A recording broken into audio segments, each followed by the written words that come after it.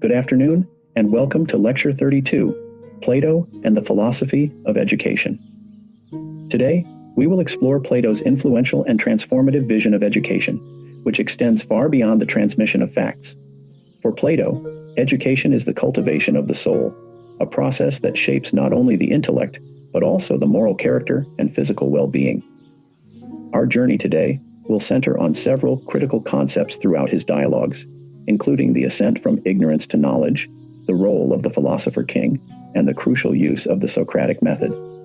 Plato viewed education as an essential tool for creating a just society where everyone is educated to fulfill their best potential and serve the greater good. This idea is reflected in his famous allegory of the cave, Republic 514a, 520a, which illustrates how education moves the soul from the shadows of ignorance to the light of truth. The philosopher king, central to Plato's Republic, exemplifies the highest form of education, an individual who has ascended through stages of understanding and therefore possesses the wisdom to govern justly. Plato's divided line, Republic 509d, 511e, offers a blueprint for understanding this ascent from the world of appearances to the ultimate reality of the forms. As we unpack these concepts, I encourage you to consider the dialogues we have studied, such as the Meno, which demonstrates the power of the Socratic method in uncovering latent knowledge, and the Apology, where Socrates exemplifies the educator who compels others to question deeply held beliefs and assumptions. Throughout this lecture, I frequently reference these critical dialogues, Republic, Meno, and Apology, so you must engage with them directly. Reading these works is not just an academic exercise. It allows you to actively participate in the same educational process that Plato envisioned, a path toward understanding the highest truths. Additionally, we will touch on Plato's belief in the individual's holistic development, as seen in his emphasis on music and gymnastics, which contribute to the harmony of body and soul. Republic 376e, 412a. As we proceed, remember that Plato's philosophy of education remains a foundation for contemporary discussions about the role of education in shaping ethical and capable individuals. His questioning methods, his insistence on the development of both intellect and virtue, and his ideal of education as a lifelong ascent to wisdom. Lecture 32, Plato and the Philosophy of Education. Good afternoon, everyone. Today, we embark on a journey through Plato's philosophy of education, a concept that stretches from the very heart of his metaphysical inquiries into the nature of reality to the structure of the ideal society. Plato's educational theory, as expressed throughout his dialogues, has not only shaped ancient thought, but continues to influence contemporary educational practices. This exploration will guide us through essential Platonic dialogues, engaging key concepts such as the forms, the philosopher king, and the role of the Socratic method in learning. Plato's vision of education, the soul's ascent to knowledge for Plato, education is more than the transmission of information. It is the process by which the soul ascends from the world of appearances to the reality of the forms, eternal truths that govern both thought and existence. This ascent is illustrated in the allegory of the cave, Republic 514a, 520a. In the cave, prisoners are shackled, facing a wall on which only the shadows of objects cast by a fire behind them are visible. These shadows represent the illusion of sensory perception and education, for Plato is turning the soul away from the shadows and toward the light, the form of the good. The form of the good is central to Plato's educational philosophy, representing the ultimate truth and source of all other forms, Republic 508e, 509b. To educate someone is to lead them from ignorance to knowledge, from darkness to light. This concept remains crucial to how we think about education today, as we encourage students to move beyond superficial understandings toward deeper, more profound knowledge. The role of the philosopher king. Plato's ideal society, as detailed in the Republic, places the philosopher king at the apex of the political hierarchy.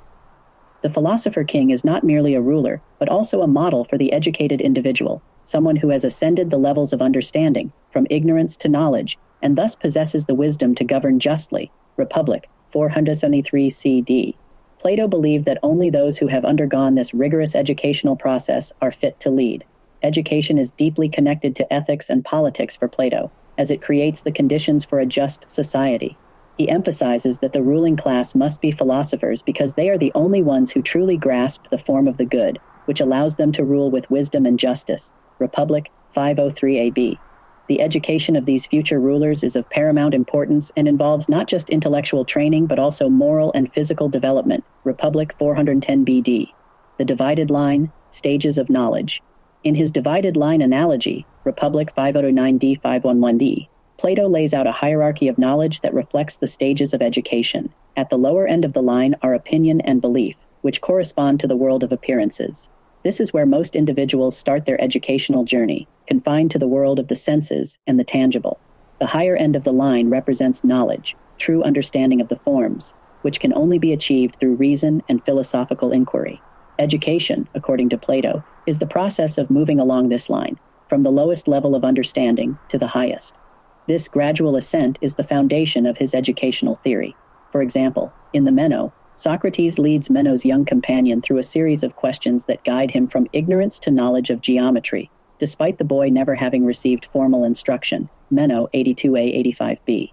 This is the Socratic method at work, demonstrating that education is a process of awakening knowledge that already resides within us. The Socratic method, dialogue and critical thinking. A hallmark of Plato's educational philosophy is the Socratic method, a technique of teaching that involves asking probing questions to stimulate critical thinking and self-reflection. This method appears throughout Plato's dialogues, particularly in the Apology, where Socrates defends his life's mission of questioning his fellow Athenians to help them examine their own beliefs. Apology 38a 39a. The goal of the Socratic method is not to impart information, but to encourage students to question assumptions and arrive at their own understanding of the truth. For Plato, the Socratic method is more than a pedagogical tool. It is a path to virtue. In dialogues such as Euthyphro and Charmides, Socrates' questioning often leads his interlocutors to realize the limits of their knowledge. This recognition of ignorance, Plato suggests, is the beginning of wisdom. Apology 21d 23b. Modern education still employs elements of this method, especially in critical thinking and philosophical courses, where the emphasis is on fostering independent thought rather than simply transmitting information. The tripartite soul and education of virtue. In the Republic, Plato describes the soul as divided into three parts: the rational, the spirited, and the appetitive. 439d 441c. Each part corresponds to a different aspect of human nature and requires a distinct form of education. The rational part seeks knowledge and truth and is cultivated through philosophical inquiry. The spirited part seeks honor and is educated through moral discipline and the development of courage. The appetitive part desires physical pleasures and must be controlled through temperance. Education must address all parts of the soul. The rational part is developed through intellectual training, the spirited part through physical and moral education, and the appetitive part through the cultivation of self-control. This holistic approach to education aims to produce a well-rounded individual who is capable of living a virtuous and just life. In contemporary education, we see echoes of this philosophy in curricula that emphasize not only intellectual development, but also emotional intelligence, physical education, and ethical training. The role of music and gymnastics. Plato famously advocates for a balanced education that includes both music and gymnastics. In the Republic, 376e 420a, he describes how music nurtures the soul, shaping moral character, while gymnastics strengthens the body. The combination of these two disciplines creates harmony within the individual, mirroring the harmony Plato seeks to establish within the ideal society. Music for Plato is not just entertainment but a means of cultivating virtues such as temperance and courage. The rhythms and melodies influence the soul, shaping a person's character and emotions. Meanwhile, gymnastics instills discipline and resilience, qualities necessary for both personal well-being and societal leadership. This integrated approach to education highlights Plato's belief that true knowledge is not merely intellectual, but involves the cultivation of the whole person. In today's educational systems, the importance of arts and physical education is often debated. Yet Plato's insight reminds us that these disciplines play a crucial role in shaping not just the mind, but the moral and physical character of students. Education as a means of justice. Plato's educational philosophy is inseparable from his vision of justice. In the Republic, justice is achieved when each individual performs the role for which they are best suited, a concept known as the principle of specialization. Republic 433ab.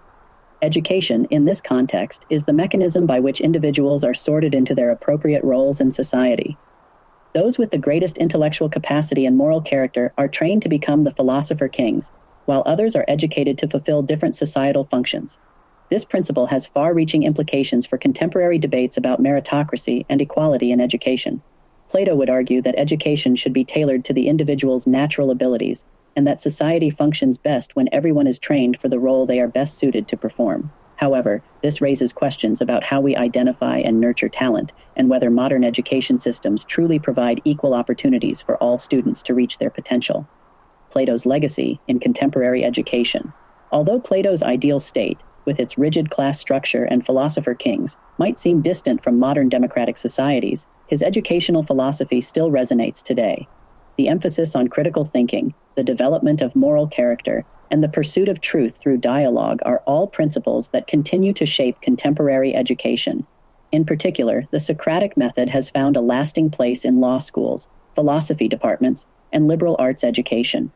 The focus on questioning assumptions, engaging in dialogue, and encouraging independent thought is at the heart of a well-rounded education. Plato's vision of education as a path to personal and societal virtue challenges us to consider how we can foster these same qualities in today's students. Furthermore, the idea of education as the development of the whole person, intellectually, morally, and physically, is reflected in modern movements that promote holistic education. Whether through character education programs, social-emotional learning, or the integration of arts and physical education into the curriculum, we continue to grapple with Plato's insight that true education involves the cultivation of all aspects of the human soul. Conclusion. Plato's philosophy of education, rooted in his metaphysical and ethical theories, offers a profound vision of what it means to learn and grow as human beings. His emphasis on the soul's ascent from ignorance to knowledge, the role of the philosopher king, and the Socratic method remain relevant today, as we continue to seek ways to educate individuals who are not only knowledgeable, but also virtuous and just. As we reflect on Plato's educational philosophy, we are reminded that education is not merely about acquiring facts, but about shaping character, developing wisdom, and ultimately contributing to the common good. In this way, Plato challenges us to consider the deeper purpose of education and to strive toward an ideal that, while perhaps never fully realized, remains a guiding light for educators and students alike.